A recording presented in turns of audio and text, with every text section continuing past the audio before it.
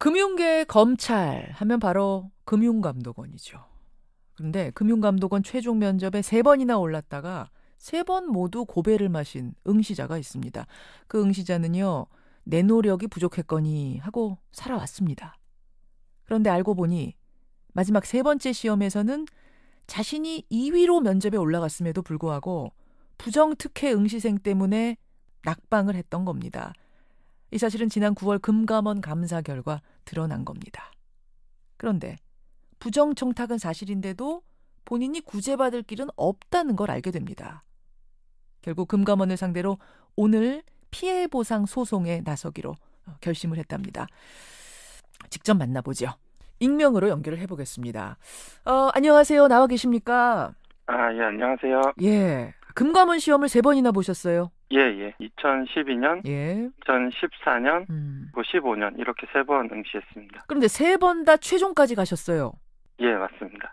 지금 금감원이 조사를 한 건 3번째 시험 보던 2015년 건이고 거기서 이제 부정이 적발된 건데 그 면접에서 뭔가 이상한 김새는 없었습니까? 특별한 건 없었는데 다 끝나고 나서 예. 혹시나 이제 되지 않더라도 섭섭하게 생각하지 말고 계속 관심 가져달라는 얘기를 하셨는데 그냥 의뢰 그렇죠. 하는 그런 인사로 이제 알고 있었습니다. 3명 면접에 올라갔으니까 이 가능성이 꽤 있겠구나라고 들어갔던 건데 결국 몇 명 뽑았습니까? 1명이 뽑혔습니다. 1명. 그 1명이 부정 합격이었다는 거죠. 감사원 감사 결과에 나온 것만 보면 예. 지방 인재가 아님에도 불구하고 예. 지방 인재로 이제 서류를 기재를 했는데 그 금감원 측에서 그 사실이 보고되었는데도 불구하고 그냥 넘겼고 그분은 이제 합격시키려고 많이 좀 무리한 걸 했던 걸 이제 그런 정황이 있더라고요. 어떤 게 또 있습니까? 최종 면접에서도 기존에 1등, 2등 탈락하신 2명에 대해서 예. 최종 면접 점수를 이제 낮게 주고 최종 합격하신 한 분한테는 면접 점수를 좀 좋게 줬다고 되어 있고요. 면접 점수랑 필기 점수랑 50대 50으로 합쳐서 이제 합격자를 최종 합격자를 내니까. 네. 근데 이제 50대 50으로 점수를 합산했음에도 불구하고 예. 그분이 3등이었던 겁니다. 그 최종 면접의 면접 점수를 그 사람 것을 확 올려줬는데도 불구하고 최종점을 내니까 뒤집지를 못했어요, 그 사람이. 예. 그러니까 필기 점수 차이가 많이 났네요, 1, 2등하고 3등이. 예. 그러자 이제 최종 면접 다 끝난 이후에 흔히 평판조회라고 하는 이제 예정에 없던 걸 이제 도입을 하고 13년도, 14년도에는 그런 게 없었거든요. 그리고 중요한 건 여기는 신입 채용인데 평판조회가 들어갔다는 거고. 그러니까 신입 사원이기 때문에 경력 사원이면 또 모르겠습니다만 신입 사원을 뽑는데도 불구하고 회사를 다녔던 경력이 있는 사람들은 갑자기 경력 조회를 하겠다 이렇게 없던 항목이 생겼다는 얘기예요. 예. 그래서 1등, 2등은 평판 조회를 했고 이제 3등은 하지 않았는데 그 사람은 직장 안 다녔어요? 네네.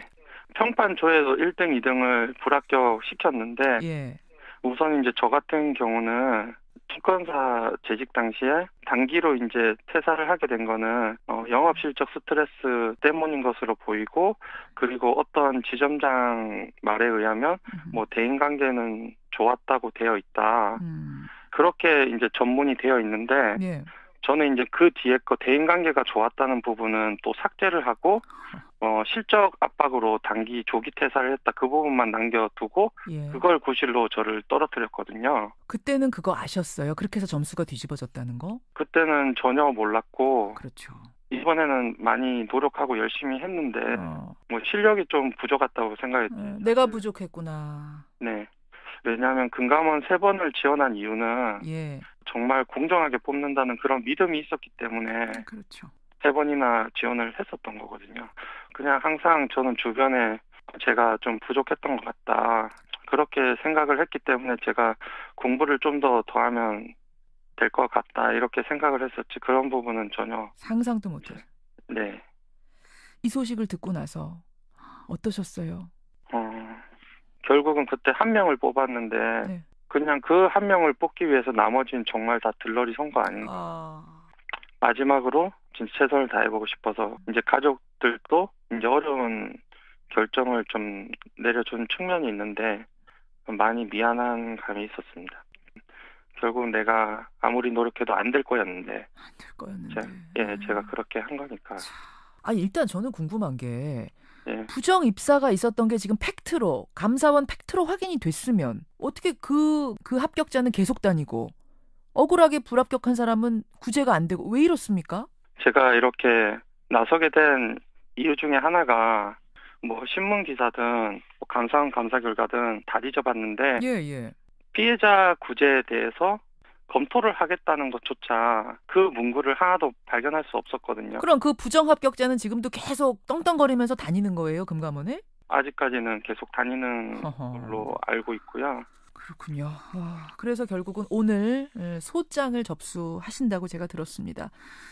근데 금감원을 상대로 소송 진행한다는 게 이게 사실 약자 위치에서 쉬운 결심은 아니셨을 것 같은데. 저도 사실 뭐 고민이 많았고 뭐 큰 이제 기간이잖아요. 권리아시죠. 예. 근데 이제 그런 일자리에서 이제 일을 하고 싶어서 노력하는 그런 많은 청년들이 있는데 저희는 피해 사실이 드러났음에도 불구하고 구제 받을지 안 받을지도 아직 확실치도 않고 이제 앞으로 취업 준비생들이 공정하다는 믿음 아래서 좀 준비를 했으면 하는 바람에서 뛰어다니고 잘하셨습니다. 준비를 하게 되었습니다. 그 많은 취준생들을 위해서라도 내가 이 문제점은 한번 짚고 넘어가야겠다, 개선해야겠다 생각을 하신 거예요. 근데 결혼하셨다면서요? 네. 자녀도 키우시고. 예. 아빠가 몇 년째 취준생인 거네요? 뭐 지금 이 소송 사회 정의를 찾아가는 과정이네요.